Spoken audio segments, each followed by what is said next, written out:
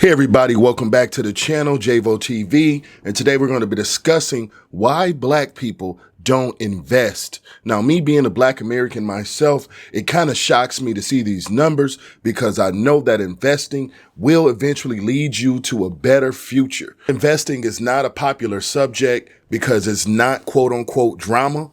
But on this channel, we talk about things that can get you ahead in life. And investing is something that the black community as a whole has ignored.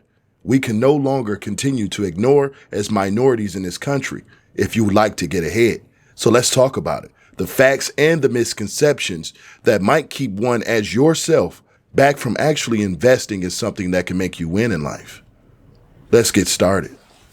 First, we have to start off with the facts to get an understanding of why the black community does not invest in the stock market and real estate and cryptocurrency the same as our counterparts. Fact 1.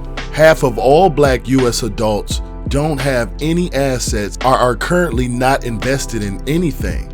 And if you break that down by gender, 59% of black women don't invest or have any invested assets, while 42% of black men don't have any vested assets. Pause moment.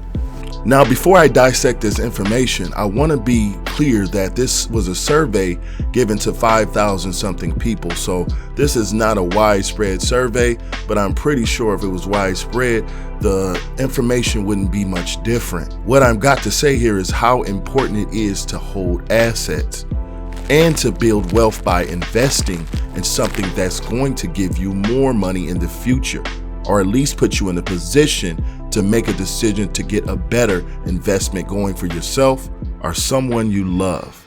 And to reiterate the fact of how important it is to own assets, I want to take you guys' attention away to this article that I found very interesting about the top 10% of wealthy Americans and the bottom 90% of Americans when it comes to being invested in the stock market.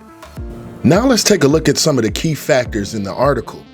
And the key points I want you guys to pay attention to is the wealthiest 10% of American households now own 89% of all U.S. stocks. That's a record high, which means that the bottom 90% of us must hold the other 11% in stocks. That is a huge disparity, and it just shows you the wealth inequality inside of America. So imagine how small of a piece of the pie you would have if you were a black American.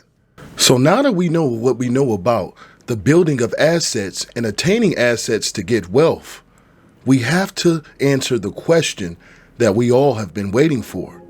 Why don't black people invest?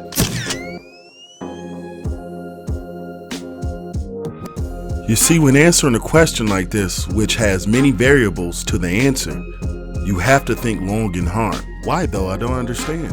Simply because this is a touchy subject. But the facts have to be laid out.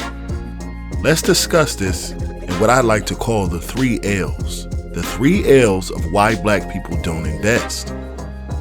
Lack of financial literacy, lack of opportunity, and lack of desire. Okay. So I know the 3L thing is kind of my own devices, but you had so many different variables that you had to put it under an umbrella of words. Now, I put it into these 3 L's, and I want to explain each of them individually. Let's start off with lack of financial literacy. You see, many of us know how to spend money when we actually get it. But do we understand that money? Do we understand what's behind it? And that the almighty dollar is not as powerful as we may think. This is where financial literacy comes in. And oh, is it so important. Don't think so? Well, I beg to differ.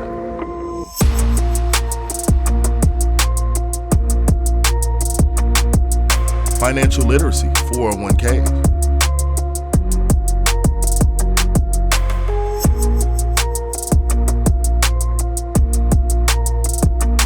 Cycle of money is always important.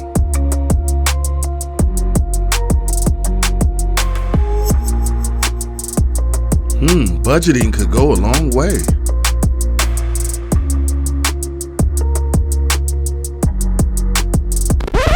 Just kidding. Not a chance.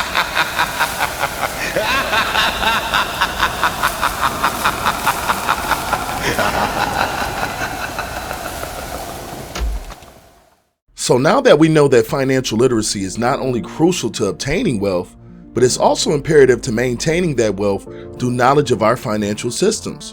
And this is where our second L comes in: lack of opportunity. Now we can sum up lack of opportunity with one word: financial inclusion. What's that, J-Bo? Now, I'm sure a lot of you've probably never heard of this word, so I'll give you an official definition of what financial inclusion is. Imagine every American living below the poverty line having the same access to financial systems and financial advisors and hedge fund managers the same as the top 1% of rich Americans. I mean, it's almost like we get to start the race at the same time, no matter the religion, race, or where we come from. So now that we have a small understanding of what financial inclusion is, we have to ask that question: how does this tie into lack of opportunity for why Black people don't invest? This is a very important quick article that I found about the select events, policies, and practices that have basically made it hard for African Americans, Black people in the United States to have financial inclusion. Now, this will be the subject of another video, as it's that important to have an entire video vested in this. But what we can do is look at the very beginning of common practices and policies used against African Americans to keep them from building generational wealth. Henceforth, you have the Freedmen's Bank Act, which was created by Abraham Lincoln and heavily promoted throughout the South, using endorsements to entice Blacks to deposit their money, which a lot of them did, leading to, you guessed it, some serious problems. Long story short, the bank was closed under some mysterious circumstances, causing 60,000 predominantly Black depositors to lose all of their money. So this one act caused generation and generations of Blacks to have major distrust in Americans' banking system, all the way to this day. In fact, each one of these events represents a very, very telling story in Americans' history towards Black Americans when it pertains to building financial wealth, or would you say investing. So now that we figured out the disparities between the policies put in place to discourage Black Americans from investing, we could say that a lack of opportunity is definitely in the cards.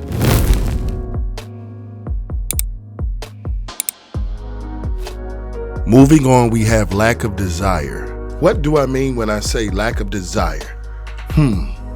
Remember at the beginning of the video when I said this? Investing is not a popular subject because it's not quote-unquote drama. Well, that's kind of true. Just look at some of the articles I found over the years.